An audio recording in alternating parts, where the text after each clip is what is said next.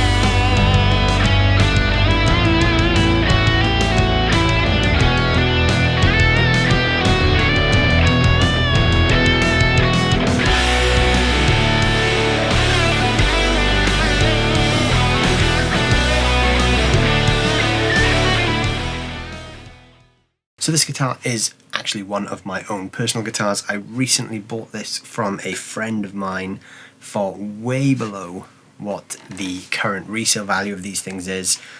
I didn't rip him off. He knew what he was selling it for and he was happy to let it go for that price. But that did bring up the question in my mind of why are these things currently so expensive? So what is this? What is this guitar? This is an Epiphone guitar. This is originally priced at around about the sort of £350 to £400 mark when they first came out. I believe this particular one is from 2013 and it's a Chinese-made guitar. So we're not talking super high-end, super high-spec American guitars here. This is a mass-produced signature model, which I guess was a limited edition run because Epiphone have now discontinued this. Now that leads me on to why this thing has become so expensive. So these guitars, when they were new, as I said, were sort of around the £350, £400 mark. Some retailers you may find creeping up to about £500, but that's sort of normal for Epiphone signature models at that point in time. But nowadays, you can expect to find these things on listings like Reverb and eBay for upwards of £600-700, some even breaching the £1,000 barrier. There's a couple of listings on reverb.com right now which are very, very close to that 4-digit marker. We've also seen similar things in recent months with Tom DeLonge's signature Squire Strats going through the roof as well. And if the price on his signature Epiphones has gone through the roof, you can only imagine what that's done to the price of his signature Gibson models. Those have also seen a recent skyrocket in price. This is all down to the fact that these guitars are now discontinued. What seems to be happening lately in the guitar world is when a guitar gets discontinued or a product is made with very low supply numbers, so they're quite hard to find, a lot of people are buying them and sort of seeing them as investment pieces. So let's say you bought one of these 10 years ago for the list price at the time, which is sort of somewhere around the £400 region. These days you could probably flip this for over double what you paid. Now this seems to be happening a lot more with many guitar brands, and this isn't just exclusive to guitars, this is happening with pedals and amps as well. People are seeing them now as investment pieces, in the same way we see vintage instruments as huge investment pieces where we can buy something and then sell it for a six-figure sum.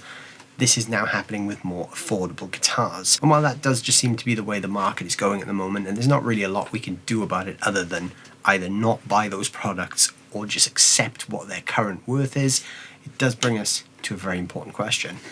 Is it worth it? So is this guitar worth what you're going to pay for it if you want to get one on the second-hand market? That's what we're going to check out now. So there are two different ways, in my opinion, to define worth of an instrument. The first of which is from a materials and construction and business perspective. So what is the guitar? What's its intended price point? What is it made from? Are those materials rare? How is the spec of the guitar? So this guitar being an Epiphone, actually it's pretty well spec'd considering the price point it sits in. This was obviously designed as a signature model and a sort of more cost-friendly version of the Gibson custom shop version of this guitar which Tom had made. This has got some corners cut because it's an Epiphone, but there are a few quite desirable features with this guitar. So firstly, we've got the colour on this thing, which they call Racing Stripe Brown. This is almost verging on like an olive green kind of thing, and it's got this cream racing stripe up the middle. Now you can see the top of the guitar is actually very simple. There's not a lot going on. We've got the output jack here, as you'd expect on a ES style guitar. We've got a single pickup and a single volume control. Now this is where they did add some really cool extra features. Now this pickup is actually a Gibson Dirty Fingers humbucker. This is the same pickup you'd get on the $3,000 plus custom shop model from Gibson. So that is a nice addition to the Epiphone model, because if you're buying the Epiphone model, even though there will be some cuts in terms of build quality, you're still getting that nice big rich sound from the Gibson humbucker. We've got a two pneumatic style bridge, not the same one that's on the Gibson one. These will be the Epiphone manufactured ones. And obviously, like I mentioned, a single volume pot just to keep things simple. The body is a typical 335 or 333 style construction. It's made from laminated maple and birch, so it's got that nice bright sort of zingy tone you expect from these guitars. It's got a set neck in the usual fashion, but the neck is actually unfinished and it is made from mahogany. The neck profile of this thing is actually really chunky. So it's quite hard to see that on camera, but if you look at the neck there, this is a very fat neck, which you wouldn't usually expect on an Epiphone guitar. Typically Epiphones are viewed as lower cost, therefore more catered towards beginner and intermediate players, and they tend to shave the necks down on those things to make them a bit easier to play. I'm going to assume that Tom did request a thick neck on his own guitar, and they did push that spec down to the more affordable model, which is quite a nice feature because it sort of gives you that sense of what the artist is actually playing. On top of the neck, we have a rosewood fingerboard there with 22 medium jumbo frets. This has a 12-inch radius, so it's nice and flat. You could play some pretty quick stuff on there. Got a plastic nut at the top and the usual headstock shape for Epiphones, along with some Grover tuners, as you often see on Epiphone guitars. And you've also got Tom's signature there on the back of the headstock. That's just printed on, not a real signature. The neck also has a satin unfinished look about it, so there's no gloss on the neck whatsoever. It's completely different to the body. Makes it quite nice. It's a nice feel and it feels pretty quick. You're not going to get stuck to that. So spec-wise, is it worth the inflated price? Probably not. It's a great guitar. It's built well. It plays good. It sounds good. It feels good. But does it feel like a guitar that should be £1,000 plus? Probably not. That price is obviously justified and driven by the rarity of this thing. The other side of the worth is the personal worth. So this is really what the guitar means to you. If you're a huge fan of Tom DeLonge or Blink-182 or any of his other associated bands, one of these may be your dream guitar. That will bring up the question of, is it worth it to you then? Now, of course, if this is a guitar that you simply have to have in your collection and you can't be without it, then yes, it is worth it. Because I would feel the same if I was a massive fan of Tom and I had to own one of these things. I would certainly be willing to pay that price. It might not be fair that people who dream of owning one of these would need to pay those inflated prices, but unfortunately we can't really control the way that market works.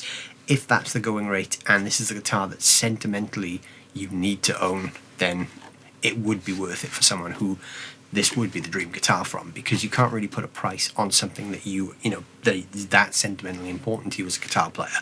I have guitars that I would sentimentally value way above their price point because they mean so much to me as a player, and one of those is actually my very first Epiphone Les Paul. So for me, if someone offered me that guitar for $2,000, I would probably buy it because the sentiment of the guitar is worth so much more than the actual list price. So really the worth can only be decided by you if the guitar means that much to you and if you're willing to pay that price. Now, just because these guitars are currently worth that much money on the market, it doesn't mean they're always going to be. So obviously you can keep your eye out for some bargains, keep shopping around, keep checking eBay and Reverb, and this goes for any other guitar that is currently in an inflated price point. Those prices are bound to fluctuate at some point, so keep your eye on the market and you may get a great deal. So I think we should take a listen to this thing now and hear how it sounds. So this guitar is plugged into my Blackstar Studio 10 6L6, which is running completely clean. That is running via the 2-Notes Captor X, running an IR of a Bassman style 1x12 cab. The reverb you're hearing is coming from the Surfy Industries Surfy Bear Classic, and I will be using some drive later on from the WAMPLER gearbox. So we're just going to start by playing some clean tones. Now obviously this guitar is very simple, there's not really a lot to talk about tonally, so I'm just going to play and change up my dynamics a little bit. Having a one pickup guitar with no tone controls pretty much means you're limited to what that pickup can do, but that doesn't mean it can only do one tone.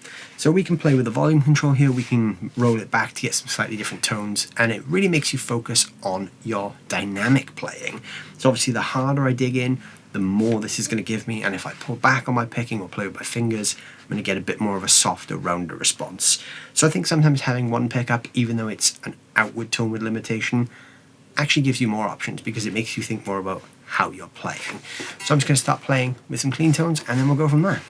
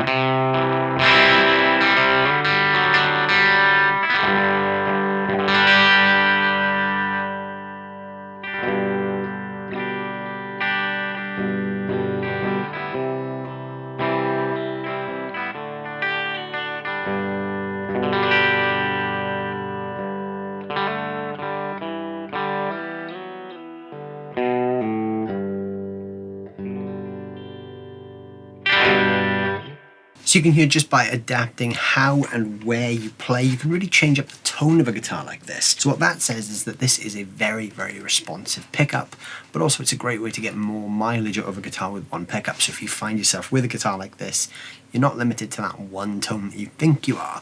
So now I'm going to kick on some light crunch from the Klon side of the WAMPLER gearbox and play some more.